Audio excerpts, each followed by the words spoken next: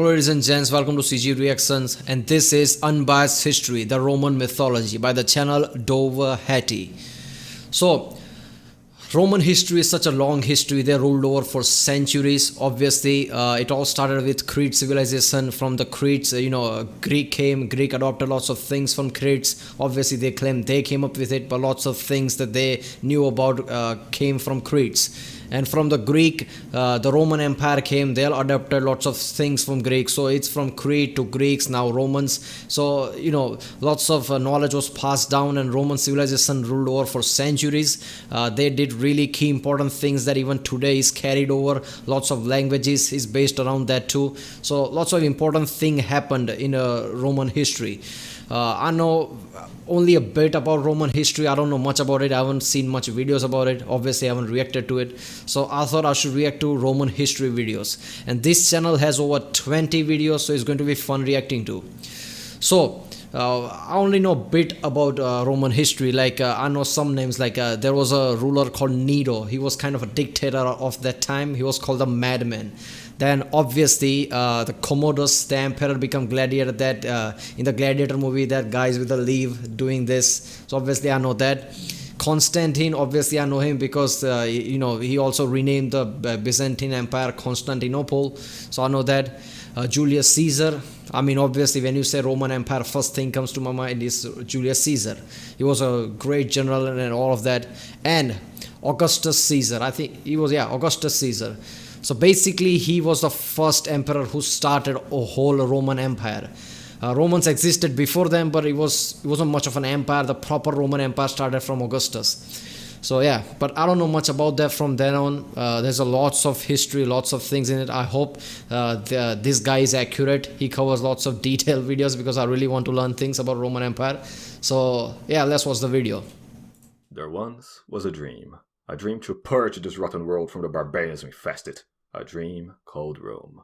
Thousands of years ago, the world lived in a dark age. Europe, like the rest, was a complete shithole, with barbarians of all breeds as far as one could see. Among these vile beasts were the Greeks, savage animals who spent their existence killing, raping, and shitting on each other. The gods were disgusted by what they saw. Their solution was to start again. A new race was built, tailor-made to be perfect, resulting in the birth of the Trojans. Let loose in the middle of the Greek chaos, the Trojans set out to bring order to the place, inventing civilization with the founding of Troy, where they strove to answer the deepest questions of mankind. Physics, philosophy, economics, no matter the mystery, the Trojans mastered it. They were the pride of the gods, attracting the collective envy of the Greeks. It culminated with the kidnapping of the Trojan prince by a Greek queen, whom lusted after his perfect body. To salvage his position, the Greek king twisted the events, tricking the Greek hordes it was Troy who wronged them. Easily fooled, the barbarians encircled Troy, numbering the hundreds of millions. It became known as the Trojan Wars, a series of catastrophic Greek failures. As always, the Greeks turned to divine intervention to achieve their foul goals, taking advantage of Jupiter's fear for Troy's potential. Once in Troy, the Greeks smelled the scent of civilization for the first time, and instinctively hated it. They did what they did best, killing, raping, and shitting without mercy. The rape of Troy would bring an end to civilization itself, were it not for the unsung hero, Anchises. Anchises never shared his people's kindness towards barbarians. The moment he first saw a Greek, Anchises knew peace would never last. Predicting the worst, Anchises impregnated the goddess of beauty using his Trojan charm, resulting in the birth of the man, the myth, the legend himself, Aeneas Charus Maximus. At the day of the sack, Aeneas woke up from the piles of women he was sleeping with, storming out of his house and savagely slaughtering his way through the Greek hordes with nothing but his bare dick, all while carrying his elderly father with one hand and guiding the survivors with the other. This heroic act much impressed Jupiter. As an apology, he granted Aeneas the divine destiny to settle in their ancestral Italian lands, where their descendants were prophesied to save the world. And so, the dream of Rome was born. Aeneas braved the seas, easily defeating all gods and monsters that stood in his way, making a planned stop at Carthage for resupply. In it, Aeneas was faced against the greatest threat to man's life, a thought, the thought queen of Carthage. In exchange for the needed supplies, she demanded Aeneas to satisfy her in bed every day for a year, which Aeneas honorably agreed, for the greater good. The debt paid, Aeneas had to return to his destiny. Dido couldn't accept his departure, but Aeneas insisted, knowing better than to fall prey to a thought. In her rage, Dido burned all his leftover belongings, throwing herself into the fire, cursing their descendants to eternal rivalry, dooming millions to die in the wars to come. Historians to debate if her cruelty derived most from being a Punic or a woman. Escaping Carthage, Aeneas finally arrived in Italy, becoming the king of Alba Longa, after a quick trip to the road with his father, killing a barbarian warlord, and banging the local Trojan princess. With her, Aeneas was able to father a pure-blooded Trojan Trojan family, a chance unfortunately not granted to his men, leading to generations of miscegenation.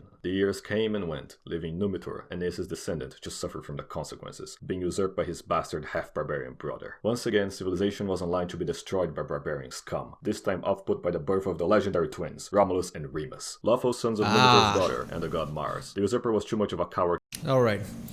He's going on too fast there, but I understand lots of his just comedy and just briefly touching the history.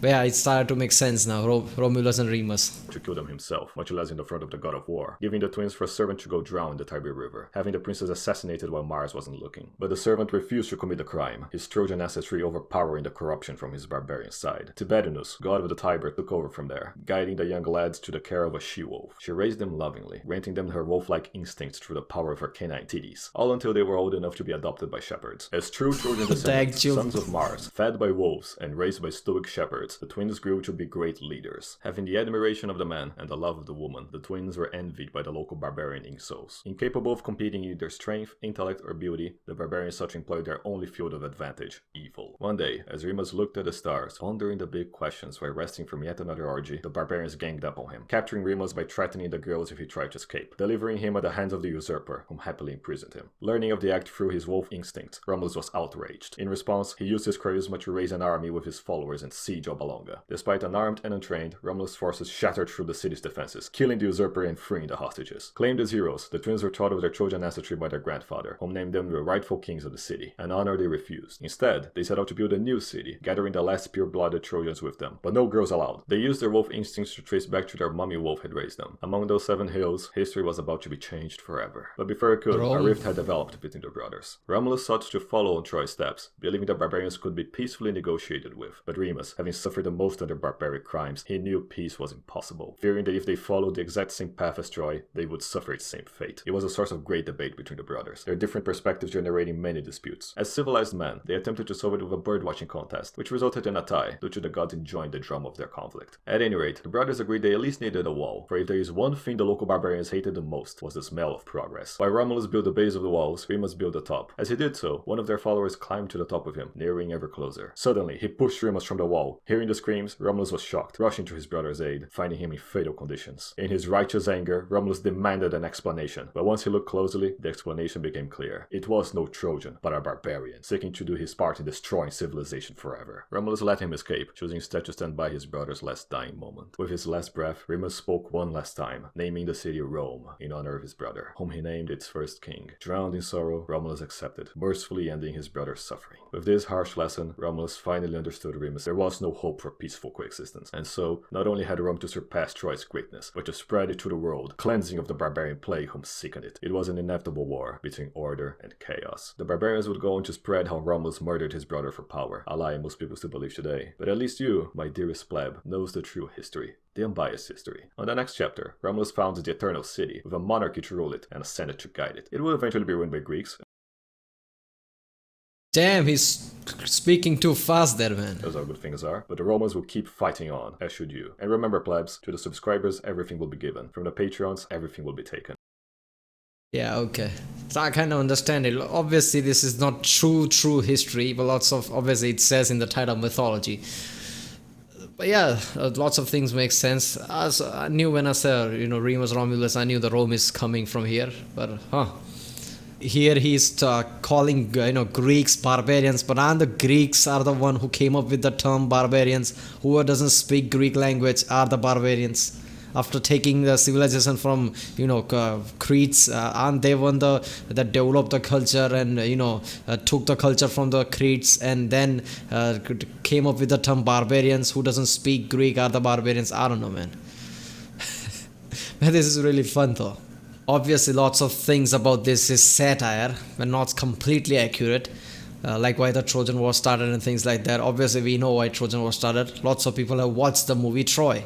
So, because some prince of Troy kidnapped some, I think, queen or something of Sparta, and that war caused all the Trojan Wars. We know that. So, obviously, there are lots of inaccuracies here, but it's still fun. There's still somewhat historical accuracies here, so it's going to be fun. There are 20 or so videos of this. So I'm gonna have fun watching this. It's still funny, man. The way he created all this and put together all this is just awesome. He just speaks a bit faster, so I have to pay attention really harder. But yeah, it's fun. Alright, if you like my reaction, please don't forget to like and subscribe.